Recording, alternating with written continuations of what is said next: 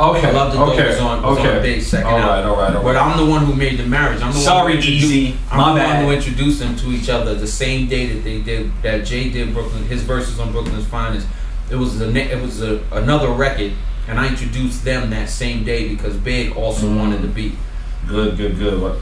Well, Easy Mo B, if you watch this or whatever, hit me up, Clarence the Premium or holler at Clark. Yeah. Because there's a couple of songs you did I want to holler at you about too, Easy. Hold on. There's a bunch of monsters that Easy Mo B did. They don't know something. Nah, I think they do. They know Flavor in Your Ear. They know Warning. They know a bunch of joints that Easy Mo B was a monster. A beast. A beast. Where's And he from? he's from Brooklyn. That's fine. Easy, holla at me, kid. Premium. Get through Clark, whatever. You next. I'm gonna give you Easy's number. Alright. It's a done deal. But yeah, anyway, so he did, you did that song, but Yes, I did. I mean, I don't, like I said, I don't know if the Doe song, how big it got or whatever, but I know the Brooklyn Finest really meant a lot to Brooklyn cats. Yeah, definitely. At that time, when Jay with the, him and Dame had the Rockefeller going, it was like, the money, and then Puff had the Junior Mafia, and it was just like so much going on in Brooklyn, right, in hip hop. I mean, I saw it, I was a little older at the time, but from you when you did that song, like where was the inspiration coming from, and just, what were you guys thinking about? Like how did it? You know what I'm saying? The funny part, like about rap back then was it wasn't really an inspiration thing. It was a feeling thing, and what happened when you heard the music.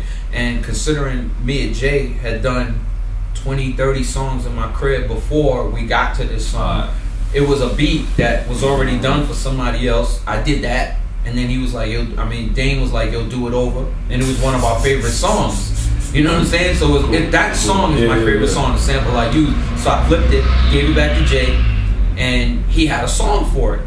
The lyrics were totally different than the ones on Brooklyn's Finest, but after he did it, it was a perfect song. But I told him that, Big wanted to rhyme on it, and they were all like, we don't know him, and Big was my man. So I was just like, yo, why don't you let me ask him? They were like, well, if he says yes, that's on you. So, seconds later, he was up there, and they were like, yeah, let's do it. So Jay switched up all of the verses, and Big took the beat home, and 2 months later, it was Brooklyn's Finest. So it wasn't like it was meant to be Brooklyn's Finest. It was actually turned out to. Yeah.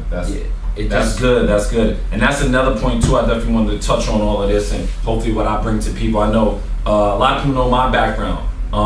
I did the college where I know a lot of guys, especially now they want to do the music business. A lot of kids in high school come in here and they talk to me about doing stuff and they want to be a rapper, producer. But it's like, if you can get your education, get it. No, definitely. You know what I mean? Definitely. If you I went to school. Do it. A lot of people don't, and it's really hard for the few that do make it. So at least to know where I came from, at least to know that I've been blessed and fortunate enough to be in this situation and to have, a company like Nike behind me, right, and Vans and the other companies that do support us and get behind us with the releases and stuff. Because I was the only one to get the Yeezy release in Brooklyn with you, which to me is a big deal. I wish I would have known before and I could have made it a bigger thing. But I'm blessed for what I have, and hope I can pass that on to you guys. True.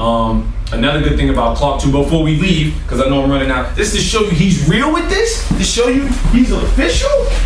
Nothing's free. Nothing is free. He cops. This is what he does.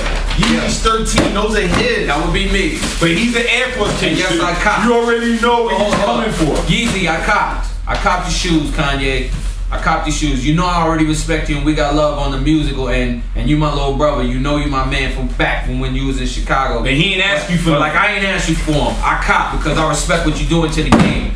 But this is where I really do it at. Like this Air Force thing, for really guys. I mean, you're hearing about a lot of guys out there. There's only like 5 guys who really do this properly, and that would be the ATF crew. That would be me, my man Frank, my man Mayor, Sean McBride, and Greg Street does it properly too. But I'm saying the Air Force One thing, leave me alone on this, man. Leave me alone, man. Because no, I don't get my sneakers for free. I cop, and I cop heavy. I swear to God, I cop heavy like a chick on her first menstrual when she's dropping on the first date. Heavy. I cop like that, man. You guys, for real, man. Really, pay attention, man. This thing right here, this is not free. I couldn't get these free.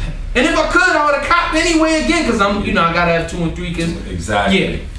But that's, so we just want to, part of what I'm hopefully starting out with the Clark thing is to let people know. I'm sorry I got on that rant. It's just that I'm really about my ones, and most people they don't really get it. They think because I do a couple of things with Nike that I'm just Everything's endowed. free. Nothing's free, homie. Nothing's free. You know Nothing in life is free. Yeah, I might have done some things. They might hand me some sneakers, but imagine what I've done to be able to have them hand me sneakers. And then the only stuff we're gonna give you free is love. That's all. We got love for y'all, and we want you to see the love here and what we do, and the love for Brooklyn.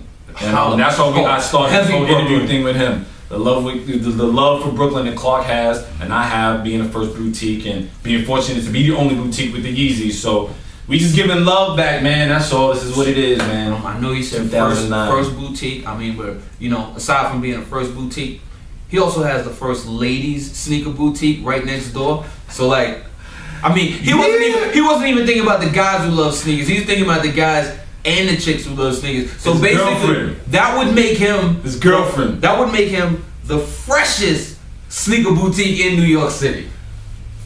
Come holler at my man. Come on, premium goods, man. Come on, holler at my man. Yo, we out. I think we running out of taste over Clark. Love, babe.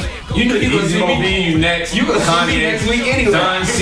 Don C, I'm about to email you right now. Alright, I know we didn't do nothing, but I'm gonna show you what we did. Maybe for the next 2 releases, we get it popping. Alright. Y'all are basically gonna owe him for what he did with the Yeezy release because he went all. We don't need budgets. It's a recession. We don't need budgets. We don't need nothing.